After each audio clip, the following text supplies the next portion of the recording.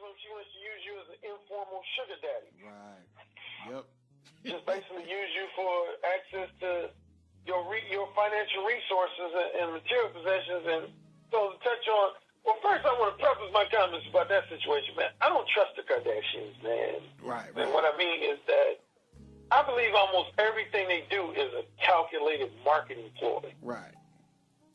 So when I hear news stories about them, man, I'm wary because I just feel like, man, they'll do anything to just keep their name in the news. Yeah. Because, you got to give it to them, man.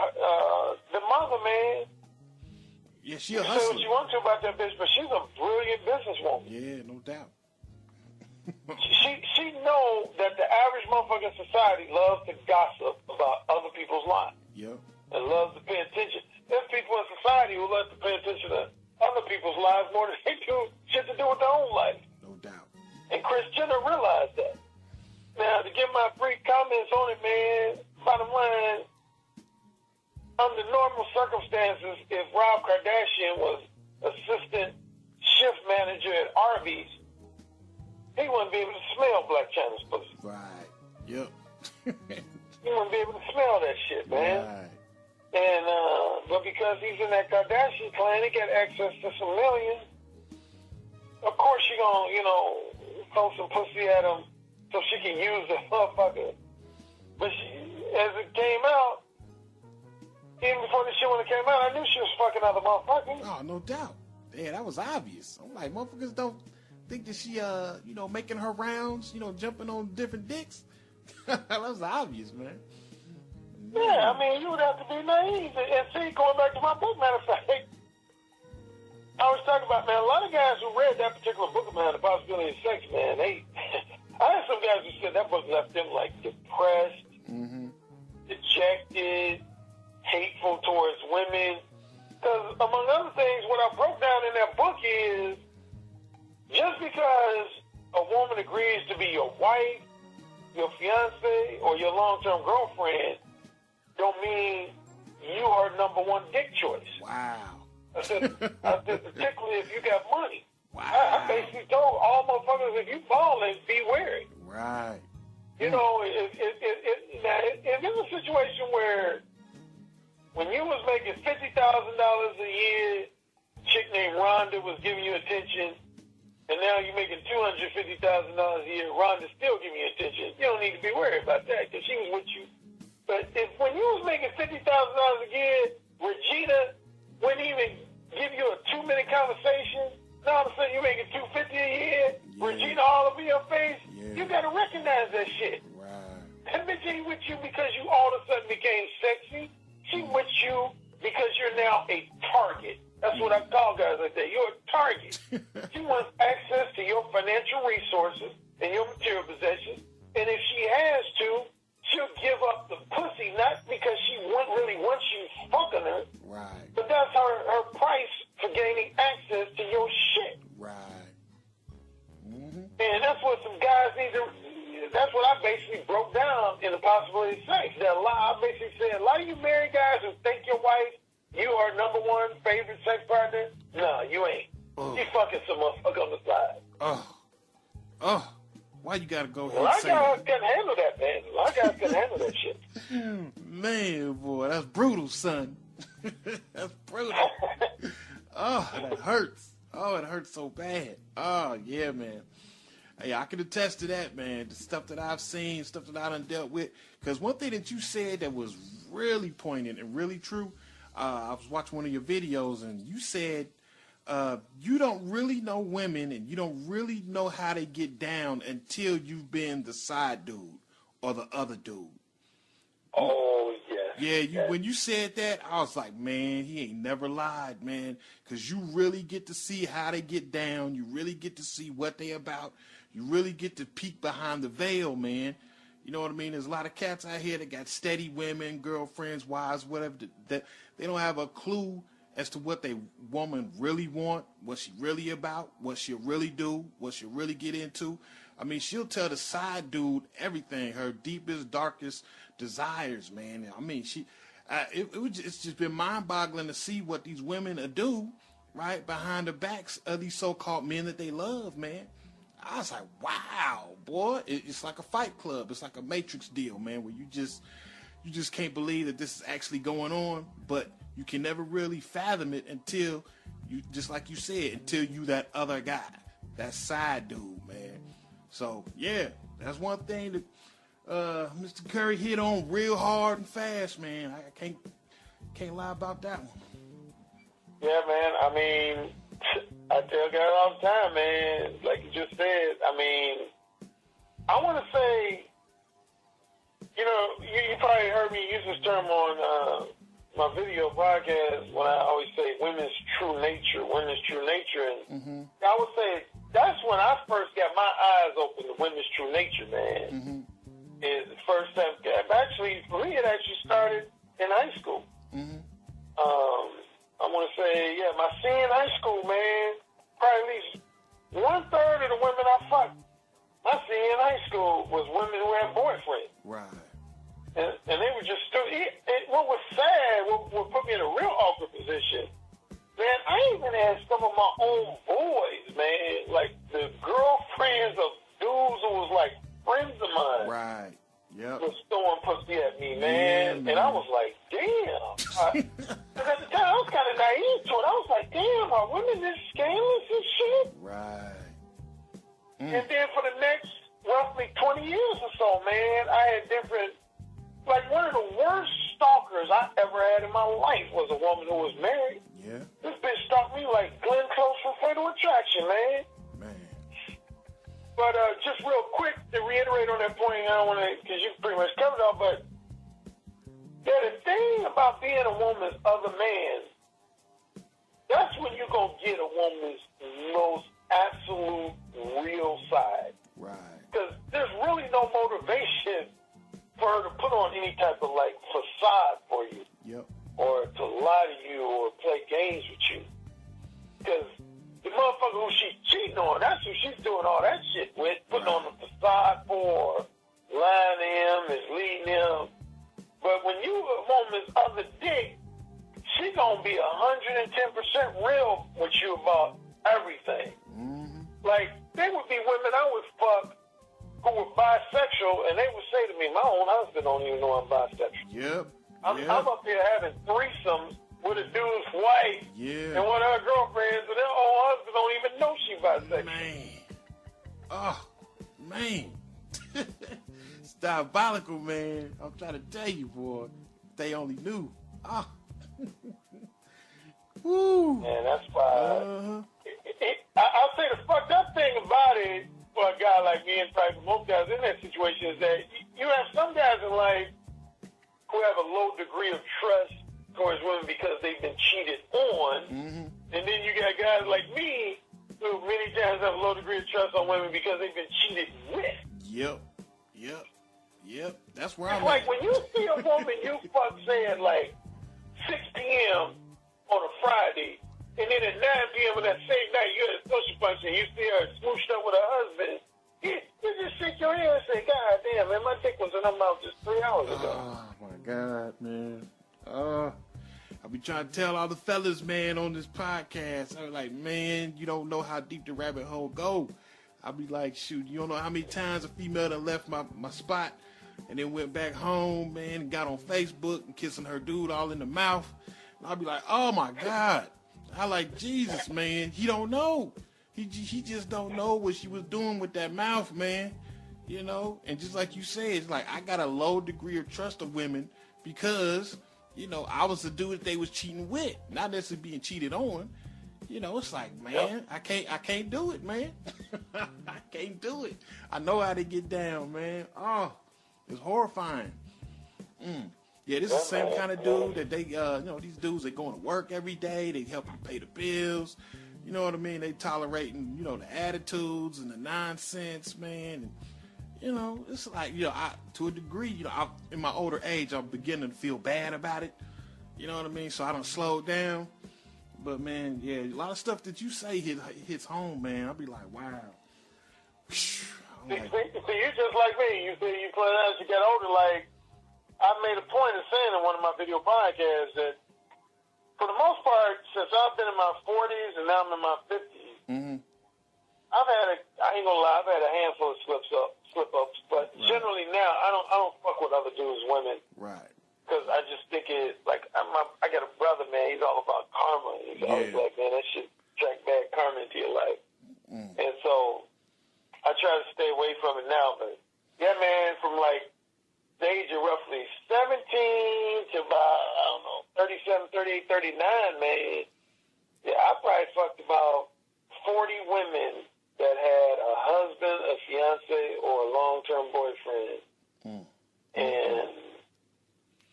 But yeah, man, now that I'm a dating coach, and that's why I came out with the possibility of sex, even though it left some guys depressed and dejected, it's like I want to let guys know I'm empathetic to you. Because at first, when I was younger, I'll admit, I didn't give a fuck about the guys who were being cheated on. I didn't care.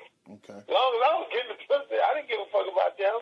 But as I got older, and definitely as I became, got into my career as a dating coach, I genuinely did empathize with those guys. I was like, it's fucked up. These women out here just running game on these motherfuckers, making them think they in love with these dudes. And these motherfuckers are fucking on them behind their back, left and right. Damn. Shoot. All right, well, check it out, man. Oh, my God, man.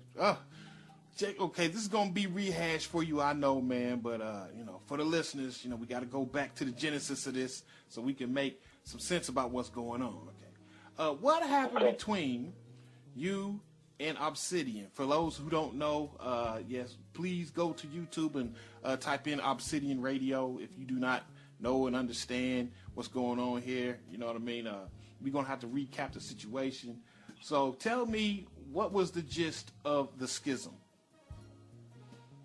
Well, I'm going to try my best to keep most of what I'll say centering around factual shit and not just my opinion on shit and my interpretation of shit, but I know that's going to come in at different points. Right. But it started in fall of 2015, almost 2 years ago. Either he himself or one of his followers or one of my followers, I can't remember how it happened, but somebody tagged me on Twitter to a podcast of his where he said it was titled something to the effect, Roger Currie doesn't speak to me. Okay. And sometimes when people send me shit like that, honestly, I just ignore it.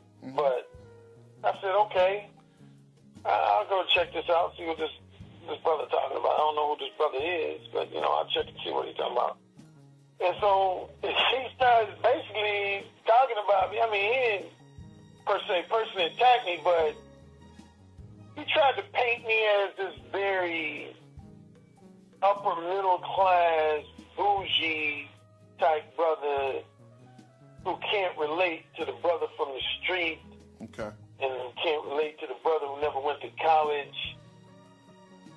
And he was like, yeah, he may be a successful dating coach, but he ain't somebody I would seek dating advice to because he doesn't speak to the everyday brother. Okay. And I came back at him hard. I was basically like, motherfucker, you don't know me. This is 2015? You don't know who I hung around, who I'm cool with, nigga. You don't know me. Wait. What you doing? Wait, you said this is back in 2015? Yeah, this was fall of 2015. Damn, okay. All right, didn't know that happened. All right, go ahead. Yeah, and so I came back at him hard. I was basically like, dude, don't speculate on who you think I am. I ain't when motherfuckers do that shit. Don't speculate on who you think and what type of brother you think I am.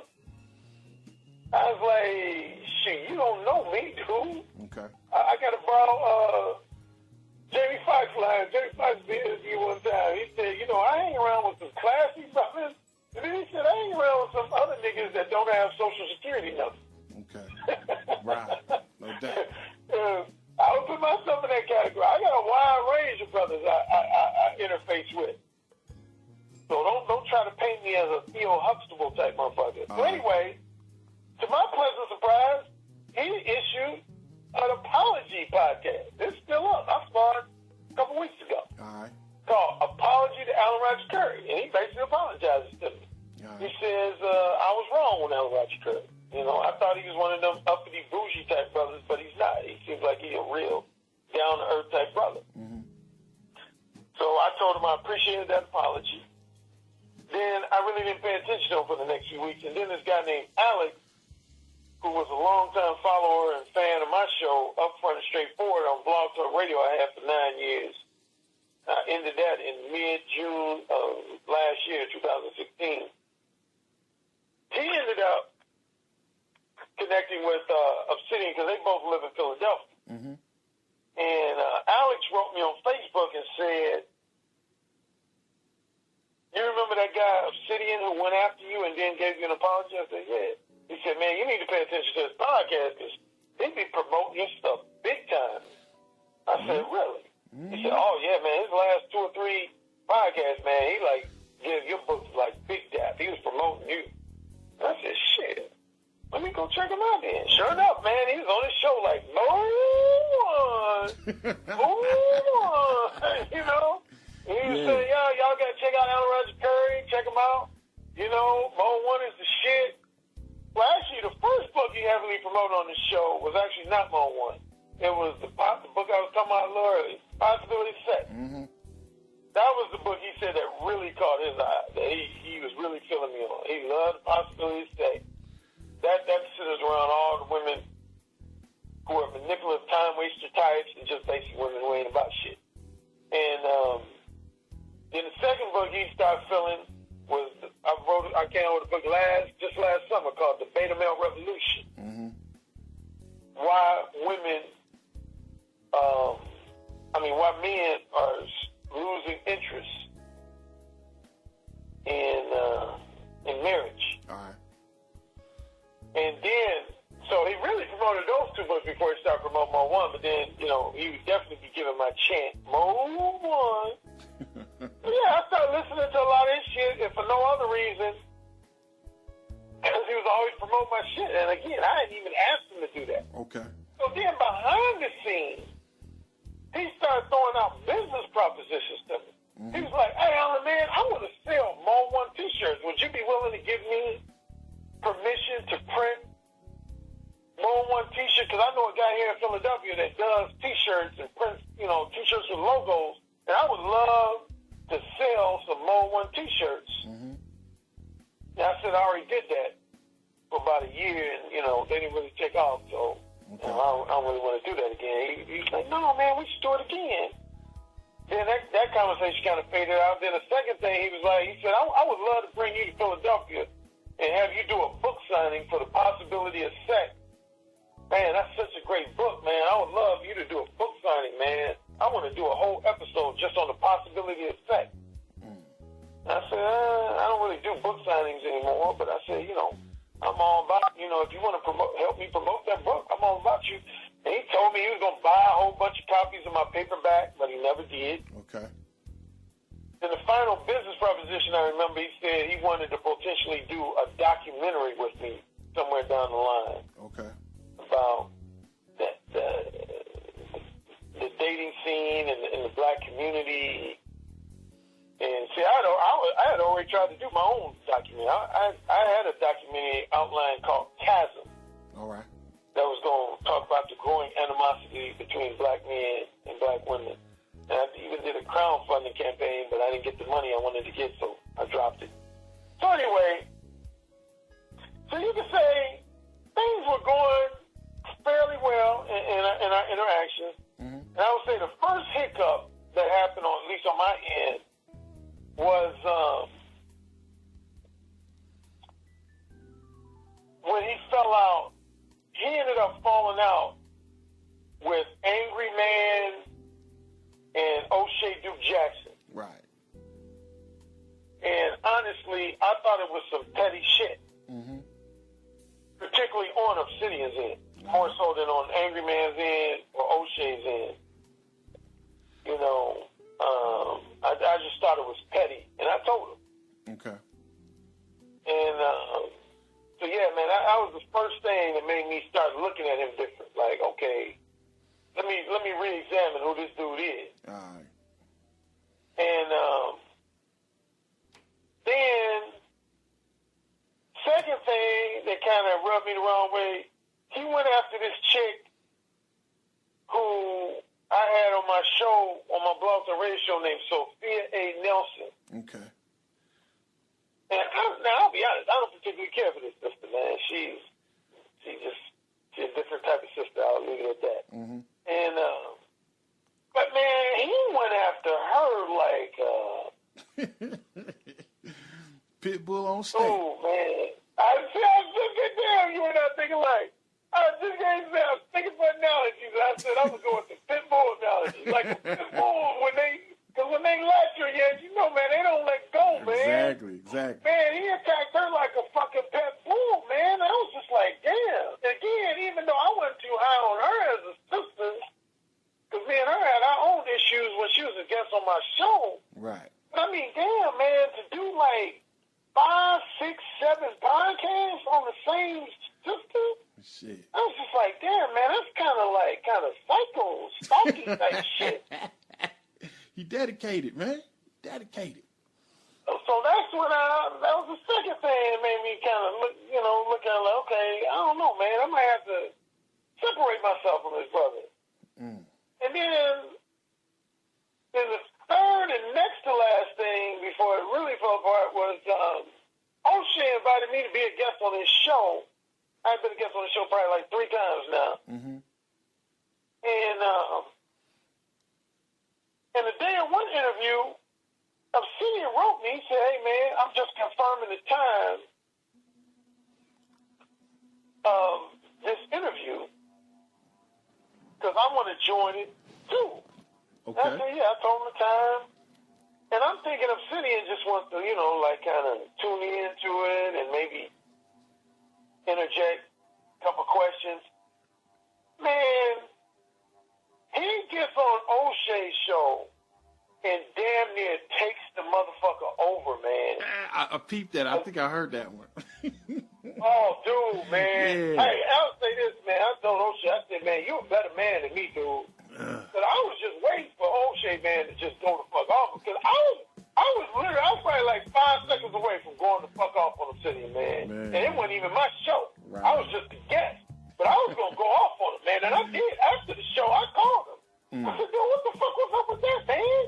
What was up with you asking me all them questions like it was your show? Yeah. And his defense was, he said he cleared it with O'Shea before that. He said O'Shea knew that was going to go down. Okay. I said, you sure? He's like, yeah, man. He said, I didn't just bum rush his show like that. He said, I cleared that. I told O'Shea that I had about 10 or 15 or more questions to ask you. And he said, he claims that O'Shea, now, honestly, I don't want to get into that. He said this.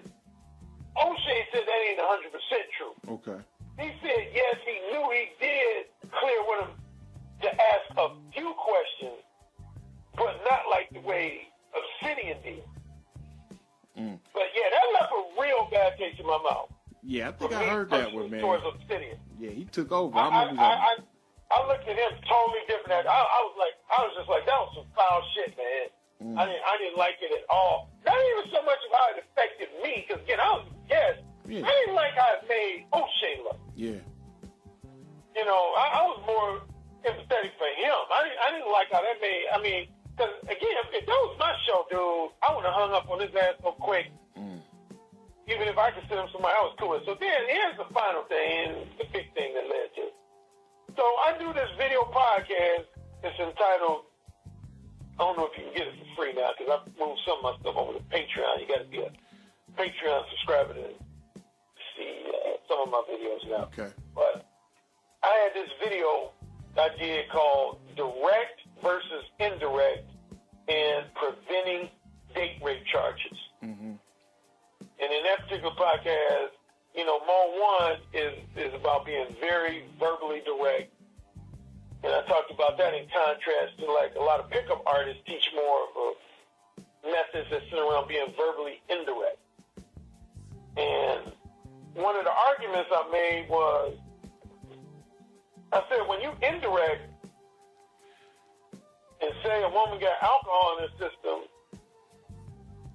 and you say you take advantage of her and fuck her, I said, the way society is today, in this day and age, you're almost asking for a false date rape Right. Bitches will cry date rape in a second on you. Mm-hmm.